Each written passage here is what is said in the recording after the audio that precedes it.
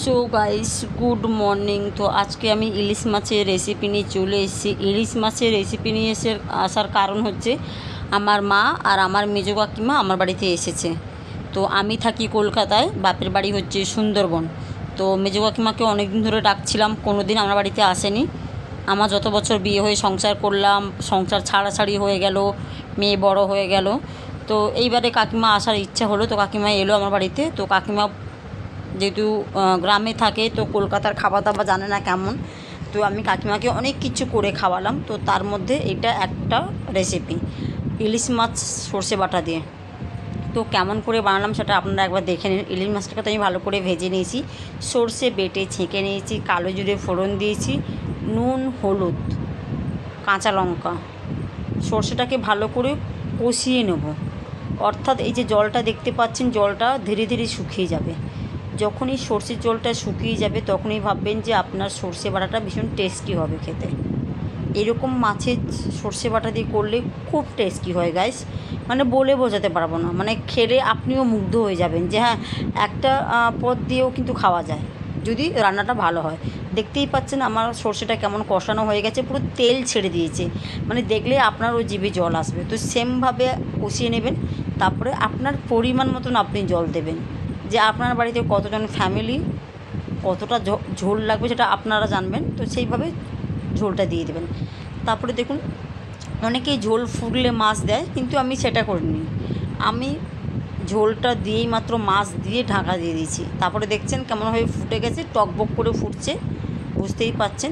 কলকাতা শহরে ইলিশ মাছ কিন্তু এত ছোটোই পাওয়া যায়, তাতেই কত দাম। এইটা দাম ছিল 700 টাকা কিলো, বুঝতেই পাচ্ছেন। কাকিমা এসছে, বড় মুখ করে আমাকে খাওয়াতে হবে, তাহলে তো কাকিমা মনে রাখবে যে না, ভাসুরের মেয়ের বাড়িতে গেছিলাম, একদম ভালো খাবার খেয়েছি। তো দেখুন, এই প্রসেসই আমি ইলিশ মাছ বানাই। ইলিশ মাছ অনেক প্রসেস বানাই, বাট কাকিমাকে জিজ্ঞেস করলাম তুমি কি খাবে। কাকিমা বললো আমি ইলিশ মাছ সর্ষে বাটা খাবো। তো আমি বললাম চলো তাহলে পাতলা ঝোল করি, বলেই আমি এই রেসিপিটা করলাম। দেখতেই পাচ্ছেন খেতে কিন্তু ভীষণ টেস্টি হয়েছে। আমি কাকিমাকে খাবিয়েছিলাম, কাকিমা বলছে আমি এই খাবার ছেড়ে তোর বাড়ি থেকে যাব না। তো এখানে একটা পথ হয়ে। So guys good morning. আপনারা ভাববেন যে আপনি এতগুলো রেসিপি বানাচ্ছেন, প্রতিটা জায়গায় গুড মর্নিং বলছেন। অ্যাকচুয়ালি আমি তো বাড়িতে কখনও কাজের বাড়িতে রেসিপিগুলো বানাই, কখনও সকালে বানাই, কখনও বিকেলে বানাই। তো সেগুলো একটা একটা ভিডিও আমি এডিট করে পোস্ট করি না, আমি একসঙ্গে 3-4টে রেসিপি এডিট করে পোস্ট করি। তো তার কারণে গুড মর্নিং বলি কি গুড ইভিনিং বলি সেটা নিশ্চয়ই হয়ে যায়। তো দেখুন, আজকে আমি চিংড়ি মাছের আলু রেসিপি নিয়ে চলে এসেছি। কেমন করে বানাবো সেটা আমি আপনাদের সামনে তুলে ধরছি। তো দেখতেই পাচ্ছেন, ফোড়ন দিয়ে দিলাম জিরে, তেজপাতা, শুকনো লঙ্কা আর গোটা গরম মশলা, ফোড়নটা দিয়ে দিলাম। তারপরে দেখুন, আলু চিংড়ি মাছটা আমি হালকা করে ভেজে নেব। হালকা করে বলবো না গাইস, ভালো মতন কষিয়ে নেব। আর তেলের পরিমাণটা কিন্তু খুবই কম হওয়া চাই, বেশি হলে কিন্তু আমাকে পিটিয়ে মারবে। এখানে দেখুন আদা, রসুন, টমেটো পেস্ট করা আছে, পেস্টটা আমি 2 থেকে 3 চামচ অ্যাড করলাম। তারপরে মশলাটাকে ভালো করে নাড়াচাড়া করে কষিয়ে নেব। দেখতেই পাচ্ছেন হালকা না কষিয়ে কিন্তু গাইস তেলটা ছেড়ে দিয়েছি, তাহলে কষাটা তাহলে আরও কত টেস্টি হবে। এখানে দেখুন মশলা নিয়ে নিয়েছি, হলুদ গুঁড়ো, লঙ্কার গুঁড়ো, জিরের গুঁড়ো, ধনের গুঁড়ো, মশলাটা নিয়ে নিয়েছি। এই মশলাটা আমি কড়াই ঢাকনা খুলে দিয়ে দিলাম, দিয়ে ভালো করে কষিয়ে নেব। কেন কি বাইরে থেকে লোক আসবে, চন্দননগর থেকে কেউ আসছে খাবার জন্য কাজের বাড়িতে, মানে কেউ গেস্ট আসছে। তো সেখানটা ফোন করে বললো যে খেয়ে দিয়ে তারপরে যাব। তো আমাকে আন্টি বললো তাহলে এই রেসিপি বানাও। তো তো দেখুন, আর এই বাড়িতে চিংড়ি মাছ সবসময় আমাকে প্রেসারে সিদ্ধ করতে হয়, কেন কি ওনাদের মনে হয় যে চিংড়ি মাছ শক্ত থাকে, সিদ্ধ হয় না। এটাও সত্যি কথা, চিংড়ি মাছ শক্তই থাকে, সিদ্ধ হয় না। তো সব কষিয়ে ঠিকঠাক করে দেখতেই পাচ্ছেন আমি প্রেসারে একটা সিটি দিয়ে চিংড়ি মাছটা complete guys. Tata. So guys good afternoon. তো চলে এলাম আবার 2-3টে রেসিপি ব্লগ নিয়ে। তো দেখুন, আমি এখন কাজ থেকে এসে গেছি, মানে আমার ভীষণ মানে আর শরীরটা চলছে না, গাড়ি খারাপ হয়ে গেছে, গাড়ি এখন সার্জারিতে গেছে হসপিটালে। তো বাস অটো করে এসে গেছি বাড়িতে, কেন কালকে মেয়েকে হোস্টেলে ছাড়তে হবে। তো আজকে একটু রান্না বান্না করে নিই, তার কারণে এখন রান্না নিয়ে চলে এসেছি। তো আজকের আমি করব, 2 দিন আগে আমি লাল শাক ভাজা করেছিলাম, তার ডাঁটা ছিল কিছুটা, সেই ডাঁটা আলু, বেগুন, কুমড়ো, চিংড়ি মাছ দিয়ে বানাবো। তো কেমন করে বানাবো সেটা আমি আপনাদের সঙ্গে শেয়ার করব। তো চলো দেখে নিন। সর্ষে তেল দিলাম আগে। কথা বলবো যে অনেকে তো দেখি বাড়িতে বসে বসে অনেক কিছু, অনেক কথা বলে, অনেকভাবে ভিডিও করে, আমাদের মতন খেটে তারপরে ভিডিও করে এডিট করে পোস্ট যে করতে পারবে, হ্যাঁ তাকে বলবে বাহাদুরি। আমি তো বলবো সেটাই, কেন অনেকে অনেক কিছু ফাঁদ দেখা, অনেক কিছু কথা বলে বাড়িতে বসে বসে। আমাদের মতন কষ্ট আমার মনে করবো কেউ করতে পারে না। আমি 7টা থেকে 8টা বাড়িতে রান্না করি, রান্না করার পরে এত কিছু করে নিজের সংসার সামলাই, মেয়েকে সামলাচ্ছি সিঙ্গেল মাথা। তাহলে ভাবুন আমরা কতটা কষ্ট করি। দেখুন 5 ফোড়ন দিয়ে দিলাম,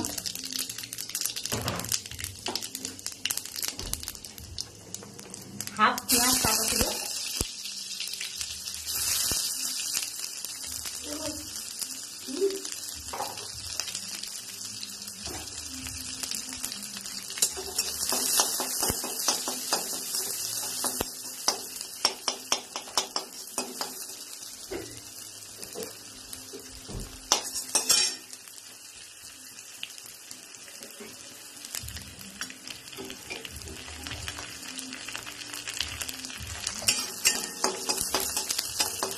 পেঁয়াজটা হালকা ভাজা হয়ে গেছে, চিংড়ি মাছটা অ্যাড করলাম।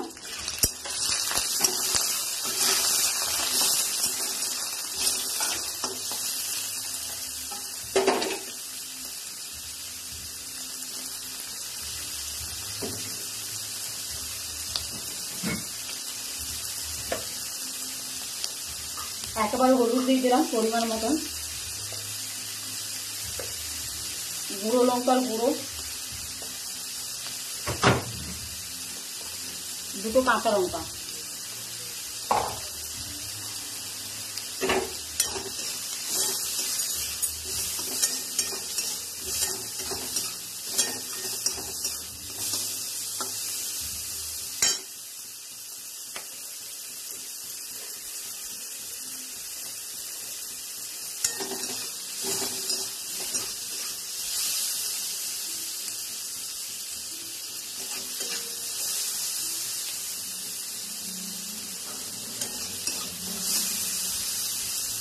চিংড়ি মাছটা প্রায় ভাজা হয়ে গেছে। এবার সবজিটা অ্যাড করলাম।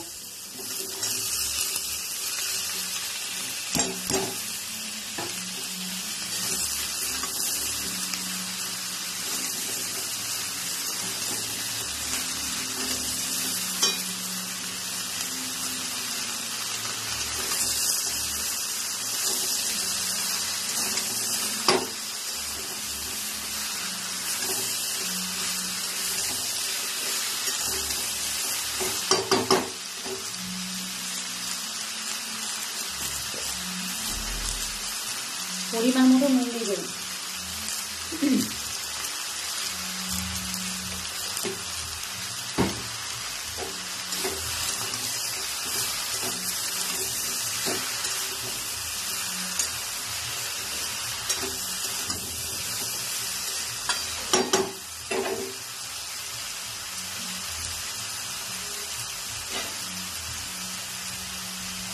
কিছুক্ষণ ঢাকা দিবি, পরে আসবি, গ্যাসটা কম করে দেবো।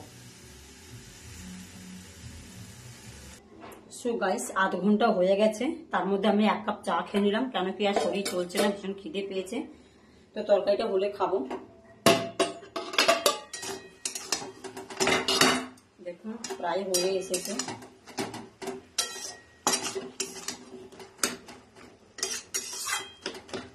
একটু খুন্তিতে ম্যাশ করে দেবো, তাহলে খেতে ভীষণ টেস্টি হয়।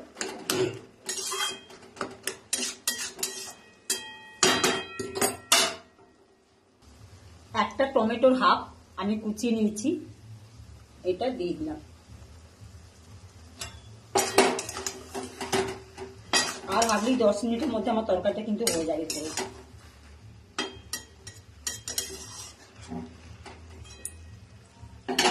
তো চলো আরো 10 মিনিট ঢাকা দিয়ে। সো গাইস দেখুন 10 মিনিট হয়ে গেছে। তো এই ব্রেকে আমি অনেক কাজ করে নিচ্ছি বাড়িতে, প্রচন্ড কাজ, কেন কি কালকে মেয়েকে ছাড়বো, তো অনেক কাজ পড়ে আছে গাইস। তো দেখুন 10 মিনিট পর চলে এলাম, তো আমার তরকারিটা কিন্তু ক্লিয়ার হয়ে গেছে। উফ, দারুণ দেখতে কিন্তু হয়েছে, আর মাখা মাখা মতন হয়েছে, খেতে কিন্তু এটা খুবই ভালো লাগে, আমার তো প্রচন্ড ভালো লাগে এইসব। তো চলো আজকের মতন এই চচ্চড়ি রেসিপিটা হয়ে গেল এখানে, পরের রেসিপির জন্য আসছি, সঙ্গে থাকুন।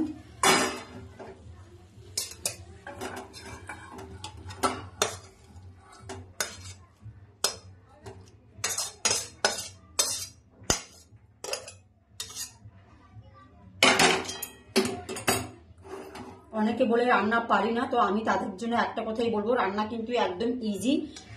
যারা যারা পারে না তারা কিন্তু ভিডিওগুলো দেখলে কিন্তু ঠিক পয়েন্ট বাই পয়েন্ট দেখলে কিন্তু তোমরাও পেরে যাবে রান্না। রান্না হাতে ঘোড়া কোনো কিছু নয়, ইচ্ছা থাকলে উপায় হয়, আর ভীষণ ভালো জিনিস রান্না একটা। তো চলো টাটা বাই।